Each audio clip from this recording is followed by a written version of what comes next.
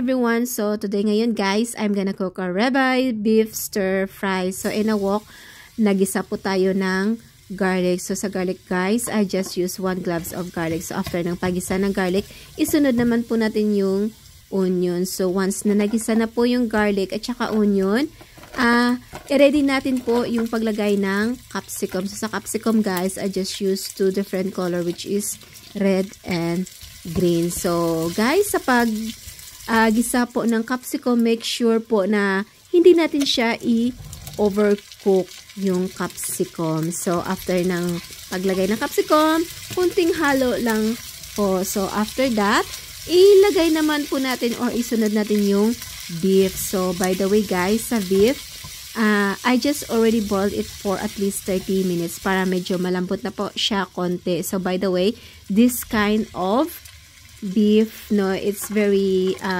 easy na lang po siya, hindi po siya yung tigasin part ng beef. So madali po siya palambutin. So konting halo lang po para ma-mix po yung all ingredients. So sa pagluluto guys, mas masarap at mas maganda talaga pag maraming garlic. So after that, lagyan po natin siya ng oyster sauce. No, probably it takes 3 tablespoon and then konting pepper, and then naglagay din po ako ng soy sauce. So sa soy sauce, you can use any brand. Ganon din po sa oyster sauce. Oyster sauce, you can use any brand. So konting soy sauce lang po.